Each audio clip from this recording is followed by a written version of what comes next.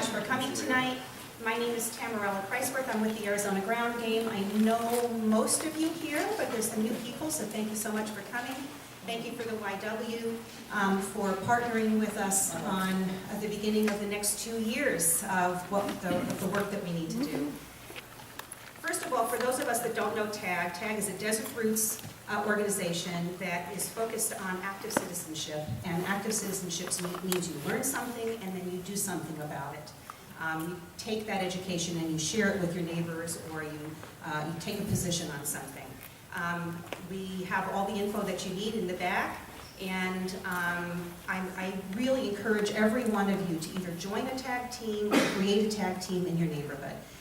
This is where we're going to start the next phase of making sure that we make the right connections so people are knowledgeable and they can vote knowledgeably in 2020.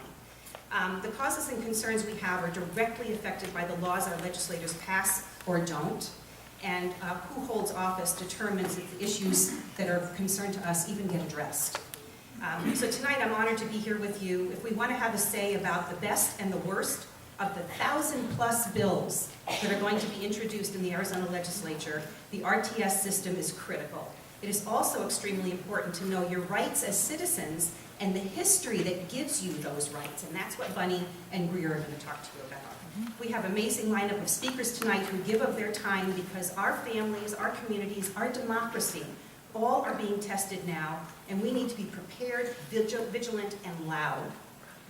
There's so much that our state office holders have power over. Think about what is going on in our country. Immigration detention centers where children are separated from their families. Who are we? Is this who we are? No. Education and jobs, we are taking giant leaps backwards, underfunding our public education while lining the pockets of greedy, corrupt legislators like our Arizona Farnsworth. Yeah. How about the healthy insurance CEOs that make $70,000 a day? Or the leader of Blackstone, private equity group who took home $786 million in 1 year. Does he deserve that? If you take a closer look at how he earns that money, he benefits from the federal minimum wage law.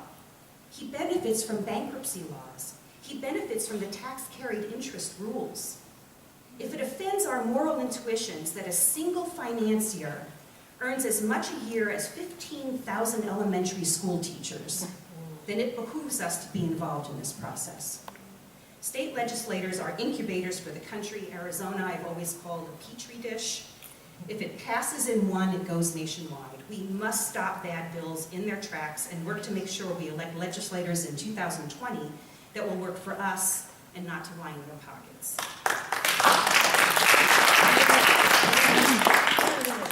While everyone is focused on the wall, legislators all over the country are starting their new session, and we must be present because this is the kind of stuff that happens when we are not looking. Mm-hmm. Who here knows Kathy Herod and the Center for Arizona Policy? If you don't, you need to know her. She crafts bills just like Alec, along with Alec.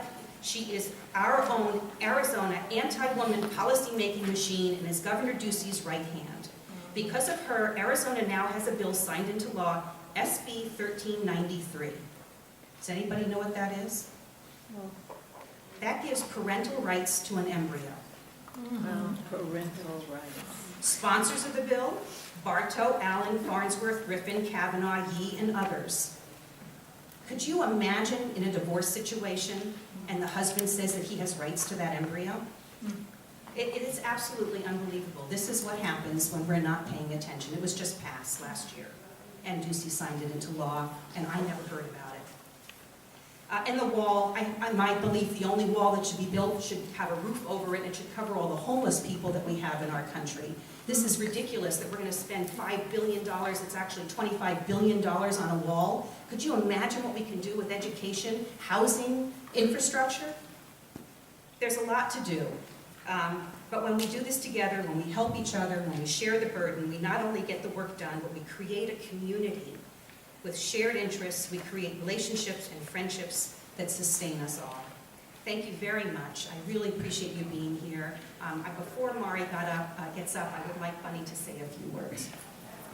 Okay, I'm going to read something to you all.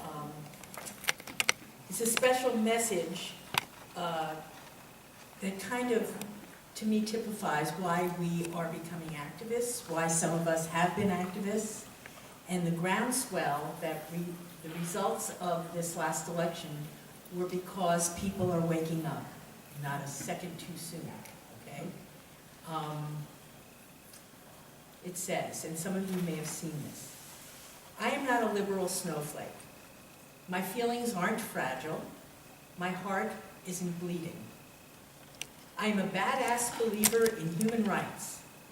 My toughness is tenderness. My strength is in the service to others. There is nothing more fierce than formidable, unconditional love. There is not a thing more courageous than compassion. But if my belief in equity, empathy, goodness, and love indeed makes me, or people like me, snowflakes, then you should know winter is coming. So congratulations to all of you who are here tonight, and we're going to make sure that the snow keeps falling.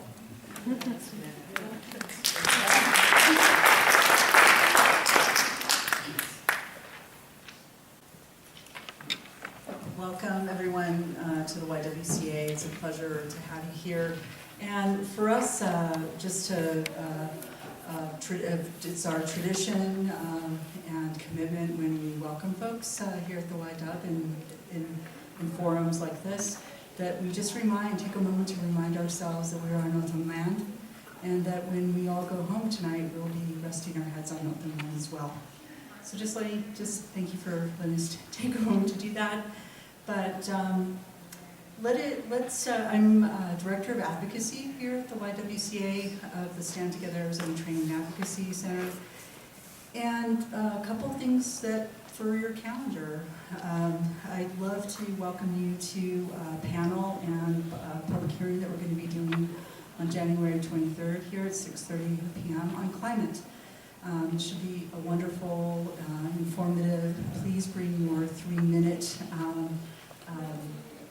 testimony that you would like to include, that we'll be taking up to the governor's office and our state legislators and possibly other folks in our electeds in our community. The other is, if you really love this RTS training that you're going to be doing tonight and you want to even maybe have follow-up questions that you didn't get to ask tonight, on Saturday at 1 o'clock we'll be hosting the Arizona Legislature Network. They're going to be doing another RTS training. They come here every year. This is their New Year stop here for RTS training. So come and overload yourself with more RTS training, but look at it this way. You'll get to get some more info and answer any questions that you have. Again, it's really great to see folks out there that we do work in coalition with, and we are happy to make a commitment to TAGG to continue working together into 2019, digging deeper into the issues facing Arizona, which is part of our plan for the months ahead. Besides climate, kicking off the year with climate, but then going into water, state corruption, education, and criminal sentencing reform. So we hope you'll go on the ride with us. Thank you again. Good evening. My name is Patty Hartman. I'm with TAGG. Our speaker tonight, our first speaker, is going to be Ryan Kelly. Ryan is a local educator, a former middle school history teacher, and a current activist and community organizer. He was one of the founding members of Indivisible Southern Arizona, Justice Alliance, and is a member of National Writers Union of the AFL-CIO's Working American. He is going to speak about the strength of our voice locally. This is really all about the strength of our voice and what it can do. He's going to talk about Pima County supervisors, how powerful they are, how they impact our community, and how Justice Alliance, along with others, demanded and won the Stone Garden decision. Ryan?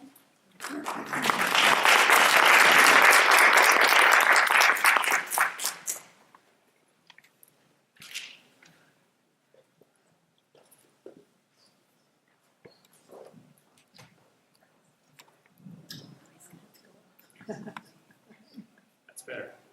All right, thanks for the introduction. So I know that tonight we're going to learn a lot on how to utilize and amplify our voices at the state capitol, and I know Tamarella got me all fired up about that. But before we do, I can't emphasize enough the importance of the strength of our voice in the halls of government right here in Pima County. Specifically, I'm referring to the Pima County Board of Supervisors, a governmental body that honestly a lot of us don't really know what they do. So let's talk a little bit about that. And I don't want to steal Greer's thunder for later. No, I'm not talking about that. Good. Even No better. way, Ryan. Even better. The Pima County Board of Supervisors, so how powerful are they and why do they matter? Well, the county oversees, and this is just a really brief, basic rundown of what they do. They oversee and approve the budget of all county departments, and they can also pass ordinances, essentially laws within the county, and can collect property and sales taxes to fund county services and projects. I know, that sounds super exciting, right? So if you haven't just already started to doze off on that. As was mentioned in the introduction, and thank you, Operation Stone Garden. So raise your hand if you've heard of Operation Stone Garden. Okay, look around. It's a lot of hands. Now keep your hand up if you actually showed up and spoke to our Board of Supervisors on Operation Stone Garden. There's still going to be a decent amount of hands up. No. I know that there's more than are raising their hands because I recognize some of you. The exciting thing is, at the state level, unfortunately in Arizona, people like us have been dealt blow after blow and loss after loss for many, many years, and that certainly seems to be changing in our favor, although slowly. But right here in Pima County, we have the advantage of being a blue county and being a more progressive voting base, and that means that when we go and speak to our supervisors, we have the advantage. So if we elect them and vote them into office, and the party in the majority, a 3-2 majority, in theory has to listen to what we ask them to do. Operation Stone Garden was a federal law enforcement grant that really entwined the Pima County Sheriff's Department in dealings with Border Patrol and certain practices such as zero-tolerance traffic stops, and really kind of tied the Sheriff's Department's hands in exchange for what Sheriff Napier would call free money. Well, just as I said was so exciting earlier, the Pima County Sheriff's budget gets approved by the Board of Supervisors. And one of the things in particular they have jurisdiction over is the approval or denial of federal grants. The Operation Stone Garden grant through FEMA and the Department of Homeland Security is a grant that has been in existence for 14 years. In Pima County, it was so routine, it was put again and again on the consent agenda, had no discussion, it just got passed right along. And then, about last February, actually, almost a year ago, something changed. There was hesitation on that board, and there was a no vote. Ramon Valadez is known to be a bit of a, I guess you could call him the moderate voice on the board. And 2 weeks later, he changed his mind, and then he voted to approve it, and it turned into this big debacle. And honestly, if the community hadn't come together in a coalition of just local voices, it would have ended up getting passed, and it would have been business as usual. What ensued, I don't know if any of us really could have expected it, but it lasted 7 months. And eventually, through a coalition of groups like Justice Alliance, like Derechos Humanos, like Lupe, like the Southside Workers Center, eventually all of those collective voices showing up every other Tuesday, nonstop, and just flooding the county meeting room at 130 West Congress every other Tuesday, next Tuesday. Either if you want to complain about anything, people love to come and complain about roads. If that's your thing, feel free. I know that I'll love you more for it. So 7 months and more and more and more and more voices, we just kind of started accumulating this critical mass within our community and this coalition of groups. We won the day. And because of that, we made our community safer. There are people, as we know, multiple examples of people being racially profiled at Border Patrol checkpoints within Pima County. Sheriff's deputies were known to park right outside of those checkpoints.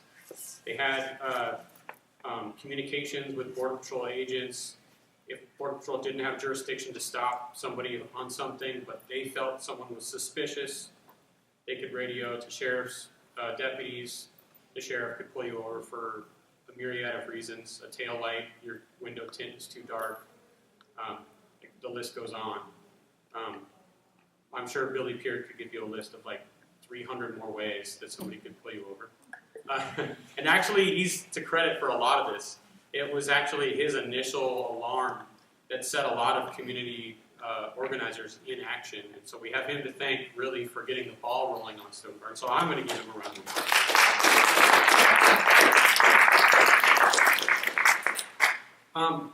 But like I said, what's so exciting is sometimes, and I know for myself, I'm a teacher, so we just went through the recent Red for Ed walkouts. And who knows if that's anywhere near over? Who knows how many more walkouts we have to go through? And